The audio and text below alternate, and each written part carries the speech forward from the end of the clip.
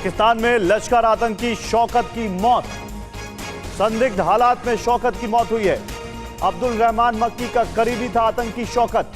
लश्कर तैयबा का संस्थापक सदस्य था आतंकी शौकत। पाकिस्तान में प्रतिबंधित आतंकी संगठन लश्कर तैयबा से जुड़े एक और आतंकी की संदिग्ध परिस्थितियों में मौत हो गई है।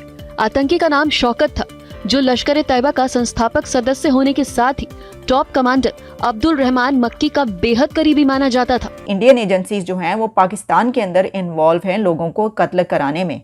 आज सुनने में आया है कि एक लश्कर तैयबा के एक शख्स थे, उनको कराची में जो है वो मार दिया गया है। कि पाकिस्तान इस वक्त खौफ की गिरफ्त में है।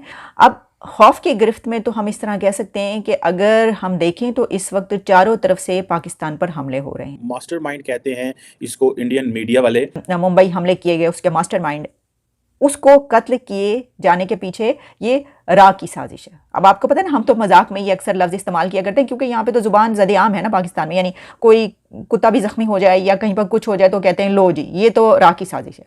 कि 2016 का जो अटैक हुआ था सीआरपीएफ के एनवाय में, ये कैसे हो सकता है कि without presence of Indian apparatus in Pakistan, how is it possible? ये मुमकिन ही नहीं है। सो इट मीन्स के वो अपरेटस जो अमेरिका में या कनाडा में हमने जिसका शोर सुना पूरी दुनिया में, वो पाकिस्तान के अंदर भी मौजूद है और वो अपरेटस अपना काम कर रहा है। They are not worried, they are doing it the way they want it. नमस्कार दोस्तों, रियल हिंदुस्तान में आपका स्वागत है। दोस्तों, लश्कर तैयबा का खूंखार आतंकी शौकत, जिसे आतंकी ट्रेनर भी कहा जाता था, जो भारत में हुए कई हमलों का मास्टरमाइंड रहा है, उसे पाकिस्तान में ही एक अनजान शख्स ने गोली मारकर वहीं ढेर कर दिया।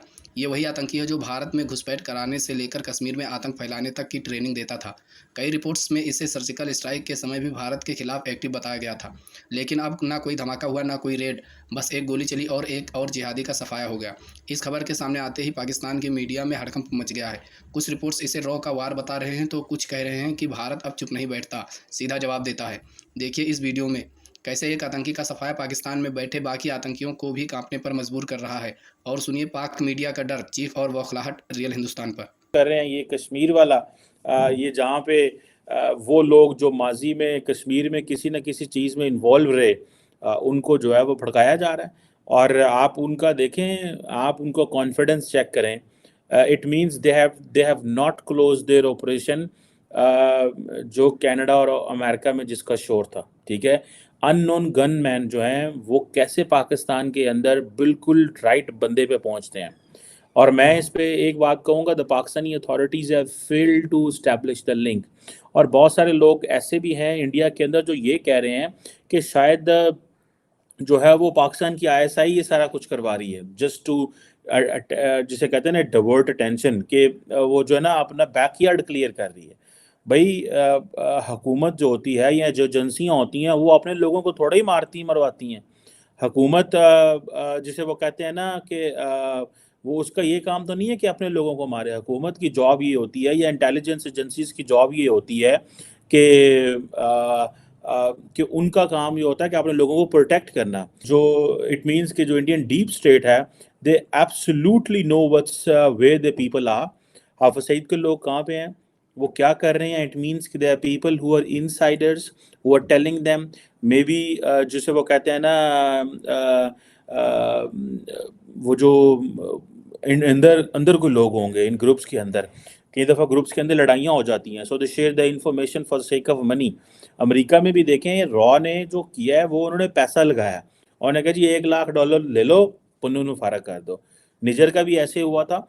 सो वो उधर भी जारी बात है पैसा चला है। सो आई थिंक जो इंडियन जो डीप स्टेट है, दे आर वर्किंग। ठीक है यार, पैसे लगाओ, 1 2 4 लाख $10 लाख ले लो, कोई ज़्यादा रकम तो नहीं है। इन केस अगर $1 मिलियन में आप एक टेरर क्रिएट कर देते हो किसी दूसरे मुल्क के अंदर, तो that means you are doing a lot of work. $1 million is not a money for a state. $1 million क्या चीज़ होती है पाकिस्तान के हिसाब से? वो 30 करोड़ रुपया, 30 करोड़ रुपए की क्या वैल्यू है? एक प्लॉट है, उसकी कीमत 30 करोड़ रुपया होती है। But the damage, the terror you create, उसकी जो वैल्यू है वो बहुत ज़्यादा है। And then particularly when you kill people who are of value, when you have target who have some history, then they're associated with the people who have affected and impacted and who have been influential cross border और उनकी international significance हो, तो 25, 30, 50 करोड़, 100 करोड़ रुपया कोई चीज़ नहीं है मेरी नज़र में। And particularly the level of the poverty in Pakistan, I don't find कि मुझे नहीं लगता कि कोई ये बहुत बड़ी जो चीज़ है, उन्होंने जो है वो बड़ा मुश्किल टारगेट अचीव करना है। That's where the importance is.